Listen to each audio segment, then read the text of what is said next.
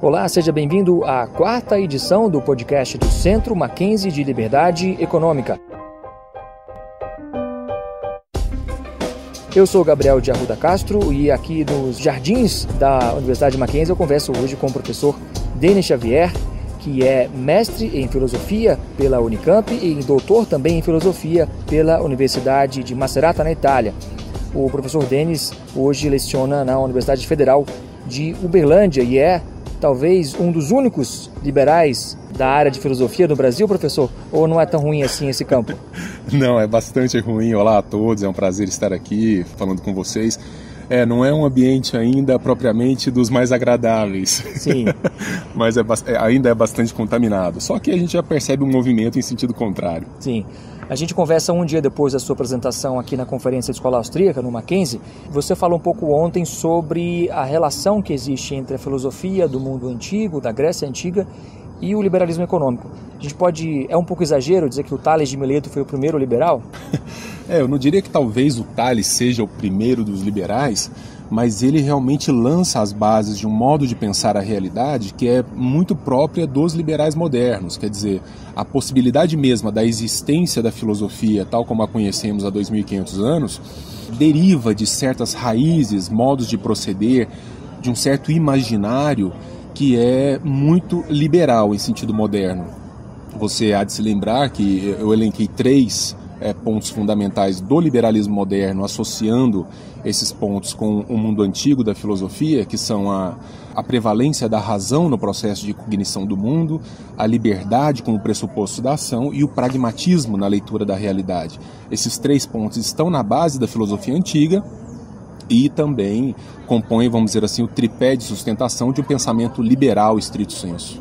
Dá para traçar uma linha, então, claro que não é uma linha reta, mas uma linha que vem lá de trás, mais ou menos 600 anos antes de Cristo, né? Exatamente. Até hoje é o liberalismo econômico, e o liberalismo sem ser o econômico também, né? O liberalismo que abarca outros campos também, né? Sem dúvida, sem dúvida. Na verdade, o primeiro, talvez um dos primeiros autores a intuírem isso tenha sido o Werner Jäger, que é um autor alemão importantíssimo, do século XX, que vai dizer exatamente isso. Os primeiros filósofos, os filósofos antigos, de alguma maneira são precursores do liberalismo. Claro que a gente tem que fazer um ajuste temporal nessa perspectiva, né, para não também lançarmos sobre os antigos uma expectativa anacrônica. Mas, vamos dizer assim, o pano de fundo é exatamente o mesmo. Sim. É interessante porque é uma tradição muito antiga. Agora, se você for aqui andar alguns quilômetros, se for aqui à USP, no departamento de filosofia deles, que não é lá muito liberal, muitos professores de esquerda vão reivindicar também. Não, a filosofia da Grécia Antiga, na verdade, era socialista, porque eles buscavam o bem de todos, o bem comum, e se dedicavam a pensar como seria o modelo ideal de sociedade. Eles têm alguma razão nessa reivindicação? Não tem. Na verdade, depois do livro do Popper, depois da leitura que Popper fez de Platão, vamos dizer, essa reivindicação se tornou muito forte, né? Essa ideia de que Platão, de alguma maneira, anteviu o Estado, se não socialista, se não comunista, até mesmo totalitário, no sentido de uma estrutura estatal que comanda, que organiza a vida. Só que eu costumo brincar com o fundo de verdade que ou você entendeu bem Platão e entende, portanto, que ele é um defensor das liberdades, ou você leu mal Platão e imagina que ele seja um totalitário ou um precursor de uma leitura socialista. Por quê, Gabriel? Fundamentalmente, a gente faz uma leitura muito idealizada de Platão, uma leitura muito manualística de Platão. Quando você vai a fundo a filosofia dele, você percebe que se trata de um filósofo muito cuidadoso com as palavras. Platão, ao contrário de outros filósofos antigos, ele tem uma capacidade extraordinária de se comunicar. Então, por exemplo, quando ele fala de estado ideal, de modelo ideal, que evite todas as injustiças, ele sempre diz acompanhado de uma cláusulazinha que para ele é pétrea, que diz, na medida em que isso for possível ao homem, na medida das possibilidades da concretude do real. Ou seja, ao contrário do que a gente imagina, né, aquele filósofo do mundo das ideias, né, da república idealizada, o que a gente tem é um filósofo muito pé no chão, muito pragmático, que propõe um modelo que não é uma atopia, ou seja, ele não tem lugar em espaço nenhum. Ele é uma utopia, ou seja, ele pode ser aplicado dentro de certas possibilidades. Ele era um revolucionário, na sua avaliação, ou mais um reformista? É claro que são categorias que a gente usa hoje para definir as coisas que na época não existiam, mas é possível cooptá-lo para a causa de uma revolução, seja ela de esquerda ou até de direita? Eu acho que é muito difícil quando nós utilizamos essas categorias modernas e pouco claras para nos referirmos a um pensador do mundo antigo como Platão. Platão, no decorrer de 2.500 anos de história, ele serviu para tudo e para o contrário de tudo. Platão já foi precursor do cristianismo, Platão já foi precursor do espiritismo, das religiões africanas, Platão já foi precursor de regimes totalitários, democráticos, porque é uma obra vastíssima que se abre à possibilidade da interpretação equivocada. Então eu não arriscaria, vamos dizer, abraçá-lo de acordo com essa rede terminológica muito moderna, né? Como direita e esquerda. Especialmente porque para nós não está muito claro isso, né? Sim. Muita gente vai se referir a mim como um professor de direita. Eu me declaro mais um professor liberal, mas não seria eu também de direita? Bom, depende do que estivermos falando. Né? Sim. Aliás, essa sua atuação que extrapola a sala de aula, como, não sei se um militante, mas um apologista das ideias liberais, sim, também fora da universidade, isso chegou a criar problemas para você naquele contexto que não é exatamente muito amigável para os liberais, ou não tanto? Muitos problemas, por exemplo? Muitos. Eu, na verdade, quando ingressei na Universidade Federal de Uberlândia, há coisa de 10 anos, eu vim direto de um doutorado do exterior e vim como doutor, especialista em filosofia antiga, e a cátedra para a qual eu concorri é exatamente a de filosofia antiga. Então não havia ainda naquele momento uma tensão ideológica como existe hoje na universidade. Claro, o debate sempre houve, mas você se pensar de direita dentro de uma federal naquele momento era praticamente um suicídio, né? Sim. Mas no decorrer desse tempo, a história ela foi se moldando de forma diferente, esse debate foi aparecendo cada vez de maneira mais explícita, e uma vez que eu me declarei liberal ou de direita, se vocês preferirem, as perseguições começaram a acontecer. Foi algo absolutamente natural. Eu sabia que elas vieram, eu perdi várias pessoas que eu considerava à época amigos, né? As pessoas se afastaram e tal, como se eu tivesse alguma espécie de doença incurável, e realmente você vê assim a hostilidade por parte da academia a quem pensa diferente. E foi por isso mesmo que eu migrei um pouco, né? Eu comecei a me esforçar também nas pesquisas relativas aos liberais modernos e contemporâneos por conta disso, porque de repente eu vi que a academia se tornou uma grande igreja composta por uma casta sacerdotal que vigia o que você diz, o que você pensa. Eu fui processado algumas vezes, né, desde coisas no Ministério Público a comissões de ética dentro da universidade, às vezes por post de Facebook, e todos processos anônimos. E todos os processos engavetados, mas eles fazem isso para te incomodar. Mas quando eles percebem que você está convencido de que está fazendo bem para a instituição, que você está fazendo bem o seu trabalho, e responde a essas acusações e a esses ataques com trabalho, eles tendem a se afastar, continuam o trabalho de tentar minar reputações, mas são opiniões que absolutamente não interessam no fim das contas, e o trabalho fala por si. Sim. Agora, a gente está em meio a uma discussão também sobre um contingenciamento de recursos por parte do governo federal para as universidades federais. Sim. Que é algo que já aconteceu em outros anos. Os governos Dilma e Temer fizeram algo parecido, bloquearam alguma parte dos recursos, excluindo salários, depois liberaram mais ao fim do ano. Agora, isso parece que criou um problema um pouco maior dessa vez. Não sei se pela forma como foi apresentado esse contingenciamento, mas na prática o que acontece é que muitos estudantes e professores estão preocupados com a forma como isso foi feito. Uhum. Há algum sinal ali de que alguns cursos e universidades sofrerão mais com isso, e a filosofia seria um desses cursos. Você acabou de falar que há um clima persecutório contra professores que não são da esquerda. Você acha que existe salvação para a filosofia, para as ciências humanas, de forma geral, nas federais, ou há que se pensar no outro caminho? Não, eu realmente acredito que há sim salvação. A culpa não é da filosofia, a culpa é do que fizeram da filosofia e das ciências sociais ou das ciências humanas, de modo geral, dentro das universidades. Veja, você faz crescer aquilo que você alimenta, você faz crescer aquilo que você estimula. Se hoje nós temos uma boa parte de pesquisas de baixíssimo nível, de baixíssima qualidade dentro das faculdades de humanas, por exemplo, é porque isso foi alimentado, isso foi estimulado. Então, você precisa propor não o fim, esse foi um erro já tentado outras vezes, quer dizer, o resultado é sempre trágico, não é a saída, adotar uma visão tecnicista da realidade e abandonar engenharias ou a química que vão salvar o Brasil, né? As grandes discussões nas áreas técnicas, elas têm natureza filosófica. O problema é que nos faltou uma perspectiva de pluralidade de ideias que privilegiasse o debate científico. Nós trocamos a liberdade dentro da universidade, a liberdade de cátedra, a liberdade de objeto de pesquisa por libertinagem. Ou seja, pelo tudo vale. E na ciência nem tudo vale, né? Nem tudo é ciência, nem tudo tem repercussão científica importante. O que não é ciência, por exemplo, e que hoje tem espaço na universidade? Olha, eu costumo dizer que ciência você pode avaliar sob 2 aspectos fundamentais, especialmente quando paga com dinheiro público. O primeiro deles é a repercussão social do trabalho feito. Quer dizer, isso com que estou trabalhando responde a qual demanda pública, qual demanda externa, né? O que esperam de mim enquanto resposta, enquanto investigador.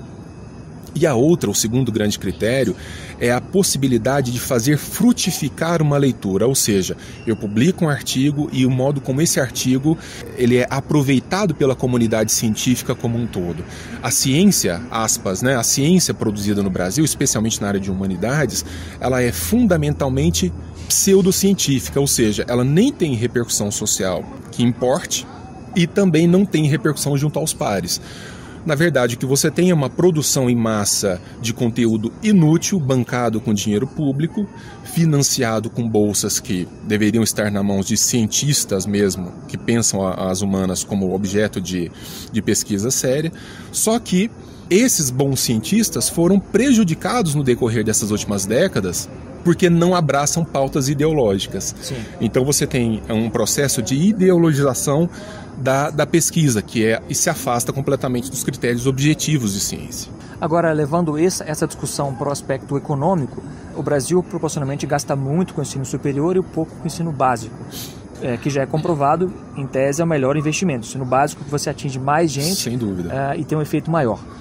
Existe no horizonte, talvez nem no curto, mas no médio prazo, alguma possibilidade, você enxerga, de que esse modelo de financiamento seja alterado para que ou o aluno pague mensalidade, ou para que ele pague depois de formado, ou que haja uma parceria maior com o setor privado? Gabriel, é isso ou a morte? É isso ou o fechamento? Nós temos que parar. Eu acho que eu comentei agora no começo do nosso papo que um dos pressupostos do pensamento liberal é o pragmatismo. Nós temos que ser pragmáticos, né?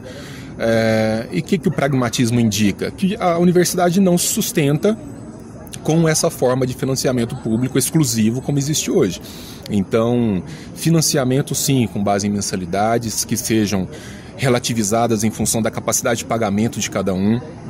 Quem pode mais paga mais, quem pode menos paga menos e quem não pode não paga, né? Você consegue fazer um modelo que funcione bastante bem, né? Países ricos fazem isso, imagina, nós somos um país pobre, nós não temos condições de funcionar diferente. Claro que, para que isso não configure um duplo pagamento, o sujeito já paga imposto e ainda paga mensalidade para manter a universidade, haveria progressivamente uma redução do investimento público na universidade enquanto esse dinheiro privado está entrando. Sim. Por outro lado, políticas de benfeitorias. Você sai da Universidade Federal de Uberlândia, minha alma mater, e quer fazer uma doação fruto de gratidão. Vamos lá, quero construir um prédio que vai se chamar Denis Xavier. É uma homenagem que eu faço a mim e a minha história na universidade, dando a ela de presente um prédio. Tente fazer isso, para você ver a monstruosa burocracia. Bom, fundamentalmente você não vai conseguir. Sim. Ou doar um dinheiro ou coisa parecida. Então, destravar esses caminhos, né? Parceria com iniciativa privada. Para você ter uma ideia, os sindicatos de professores, sindicatos de técnicos das federais, eles têm livros sobre o porquê não aceitar dinheiro privado nas universidades. Sim. Coisa que qualquer grande universidade do mundo faz como coisa absolutamente natural. Se nós trabalhamos na ponta da ciência, com inovação, com pesquisa, é mais do que natural que a indústria, que o comércio, que os empresários venham até nós e nos paguem para oferecer esse serviço. Ou no caso da filosofia, talvez o setor educacional, por exemplo, ou empresas que queiram fazer algum tipo de seminário. Veja, eu acho que no caso a gente tem que fazer um parênteses aí. A filosofia, as ciências sociais, elas não necessariamente têm um apelo mercadológico, mas elas têm uma função primordial na formação de base dos indivíduos que compõem a sociedade. Você não precisa ter uma faculdade de filosofia com 40 professores e com 200 vagas por ano. Você pode ter uma estrutura bem mais enxuta de gente pesquisando realmente temas importantes. E são cursos baratos. Se você fizer assim, não são cursos que têm laboratórios de pesquisa, né? São cursos que demandam um professor, um quadro, os alunos e giz. Então você pode manter esses cursos com uma mensalidade quase que simbólica, ou com, olha, os projetos que entrarem na engenharia, 0,5% do dinheiro que entrar vai alimentar as faculdades de humanas. Você pode fazer coisas muito pouco chocantes do ponto de vista administrativo que funcionam muito bem, sem fechar curso, sem ameaçar ninguém. Eu acho que essa rejeição à ideia do corte, que eu entendo como importante, porque a gente está num país absolutamente quebrado, e você tem leis de responsabilidade fiscal para responder, se deve muito mais à comunicação, ao modo como o Ministério comunicou, de maneira um pouco atropelada a ideia, do que propriamente ao corte em si. Porque se você for olhar na prática, a gente está falando de corte de custeio e não propriamente de manutenção da estrutura geral das universidades. Claro que prejudica, mas não a ponto de fechar como querem, né? Você acha então que ciências sociais e humanas como um todo tem um impacto também econômico, mas ele é mais difuso e mais no médio e longo prazo? Sem dúvida. Eu acho que você não pode... Aristóteles fala uma coisa na sua Metafísica, que, falando da filosofia, mas aí eu estenderia aqui com a gentileza do nosso ouvinte para todas as ciências humanas, assim chamadas, que a filosofia é a maior, a mais importante de todas as ciências, mas não é a mais útil. Né? Então você não pode pensar em termos exclusivos de utilidade. Eu não vou montar um escritório de filosofia para prestar assessoria filosófica. Isso não existe, né? Ou por meio da filosofia construir um prédio sustentável, um avião mais rápido. Em compensação, a filosofia ela está na base daquilo que há de mais importante na história do Ocidente, a nossa capacidade de pensar criticamente os problemas, os métodos melhores, mais adequados, a natureza humana. Então abandonar a pesquisa relativa a isso é abandonar 2.500 anos de uma tradição de pensamento que nos trouxe até aqui. O modo como nós fazemos ciência hoje é socrático, platônico, aristotélico. Né? Às vezes a gente não tem a consciência disso, mas está na nossa raiz. Então não é o abandono, é nutrir como se pode nutrir sem penalizar o pagador de impostos. Lá nos Estados Unidos, eu passei uma temporada na Universidade da Pensilvânia, Sim. que foi fundada pelo Benjamin Franklin em 1740, se eu não me engano, e é uma das mais antigas lá. E tem um selo da universidade, que reza a lenda, foi desenhado pelo próprio Benjamin Franklin, que é uma espécie de uma escada com livros. Então, cada livro nessa escada é um campo do conhecimento, e o mais alto é a teologia, mas logo abaixo a filosofia. Então, levando em conta que não há teologia nas nossas universidades públicas, a filosofia seria mais alta, né? Porque ela é a base, ela talvez a mãe das ciências, né? E, portanto, inseparável das ciências. Gabriel, você não sabe o tanto que me dói, como professor de filosofia, especialmente como professor de filosofia antiga, ver o que fizeram das nossas faculdades. Isso, assim, me dói pessoalmente, porque quando eu falo de uma faculdade de filosofia, eu vejo como aquele lugar na estrutura da universidade que deveria ser o grande farol a iluminar os caminhos dos outros cursos, né? a colaborar com a formação dos alunos, a alimentar uma massa crítica. E de repente o que você vê, e aí o homem comum tem toda a razão em nos criticar, em nos bater e dizer fecha tudo, privatiza tudo, porque é uma reação apaixonada àquilo que ele lê nos jornais, aquilo que ele vê nas redes sociais, né? Gente pelada, gente fumando maconha, não sei o quê. Mas isso não é a história da filosofia. Isso é uma história recente do que fizeram com os departamentos de filosofia no Brasil. Sim. Né? Então foi uma instrumentalização da ciência no sentido ideológico. Por que há uma reação tão hostil a pessoas que têm o meu perfil? Porque você sai de um padrão monolítico de pensamento, não que o meu seja melhor ou pior, Mas pensa, a universidade, especialmente uma faculdade de filosofia, deveria ser um ambiente ideal para se discutir todos os modelos de explicação do mundo, explicação do homem. Quando você cala o outro, né, quando você bate no outro em termos pessoais, é no sentido de inviabilizar qualquer inserção de ar fresco nessa estrutura. Isso é o contrário da filosofia, né? É o contrário da história da filosofia, que é uma história dialética, né? Platão escreveu diálogos para fazer filosofia. Ele não escreveu tratados de filosofia. Eu tenho a verdade, ou estou aqui... Né? É boa. Ou monólogos. São diálogos. Eu pergunto, você responde, você me traz uma nova ideia, porque um diálogo bem construído, ele é favorável aos dois que estão dialogando. Não é, então, um embate pela destruição. É um embate pela construção. E quando nós perdemos isso lá atrás, nós viramos o que viramos nos últimos 10, 20 anos. Aí, um quadro realmente lamentável. É muito difícil alguém estar 100% errado, né? Mesmo que ela se esforce para isso. Então, todo debate tem um pouquinho que você pode extrair, talvez, da outra pessoa, né? Claro. E outra, neste debate, nós nos afastarmos daquilo que se mostra evidentemente como não ciência. Eu, inclusive, defendo um procedimento, né, e eu gostaria muito que o MEC estivesse atento a isso, que é, por exemplo, a criação de um conselho de sábios que avaliasse a submissão de projetos de pesquisa na área de humanidades com solicitação de bolsa, como já acontece em alguns países mais bem situados do que nós em termos educacionais. E aí não são os professores da universidade, são pessoas Não são externas. Os professores da universidade. Então você pega um conselho técnico que não vai avaliar os projetos para que sejam favoráveis à sua ideologia. É exatamente para combater qualquer forma de ideologia, não importa se de direita ou de esquerda, mas aceitar apenas aqueles projetos de pesquisa que preencham padrões técnicos rigorosamente científicos de investigação. Sim. Isso acontece em outros lugares para evitar, por exemplo, que se nós paguemos uma bolsa de mestrado de R$1.000 e tantos ou de doutorado de R$2.000 e tantos a quem está pesquisando, sei lá, a importância do sexo selvagem na sauna de não sei quem, como acontece no mais das vezes. Que ele pode estudar por conta própria, à vontade. Claro, né? Mas a discussão é sobre os impostos que vão para esse financiamento. Exatamente. Eu acho que se você for pensar um aluno universitário, em média, aí, numa universidade pública custando R$3.000 por mês, é muito mais do que muitas faculdades particulares cobram por excelentes cursos, é o mínimo que você deveria cobrar, né? Que o que você está fazendo dentro desse território seja efetivamente ciência. Sim. Pode ser ciência melhor, pode ser ciência pior, o que não pode ser é não ciência. Sim. Bom, professor, você está lançando agora uma série de livros batizada de Breves Lições. O que é essa série de livros? A Breves Lições é uma coleção que trata dos principais autores, dos principais nomes dessas vertentes liberais, anarcocapitalistas, conservadoras, de uma maneira que seja ao mesmo tempo didática e cientificamente ajustada. Para o público geral, um pouco Isso. informado, mas não precisa ser um especialista em economia, por exemplo. Né? Os meninos reclamam muito, né? E mesmo pessoas não especialistas, né? não estudiosas da área de humanidades, reclamam muito que assim, é difícil você pegar uma ação humana do Mises num domingo e falar assim, vou entender esse negócio. Não é uma coisa simplória.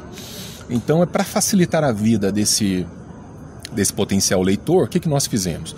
Vamos tratar desses autores, percorrendo com textos de diversos colaboradores, então nós contamos com uma equipe de autores que escrevem sobre eles,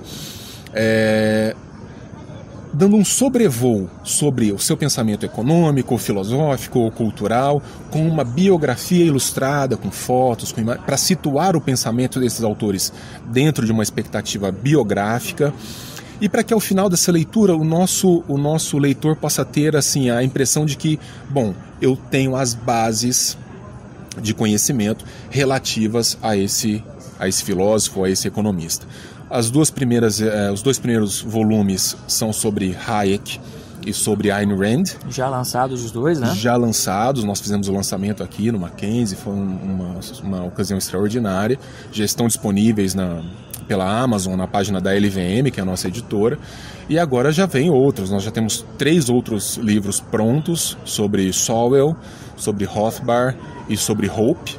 E nós teremos ainda esse ano, além desses 3 que vêm, mais um sobre Mises. Então, nesse ano de 2019, nós devemos fechar com 6 volumes sobre esses autores, de modo que a pessoa leia um conteúdo cientificamente ajustado, ou seja, confiável, Sim. segundo uma linguagem não afetada pela academia, aquele academicismo cheio de termos técnicos. Então, sendo uma pessoa letrada, você vai fazer bom uso desse material. A intenção nossa foi exatamente essa.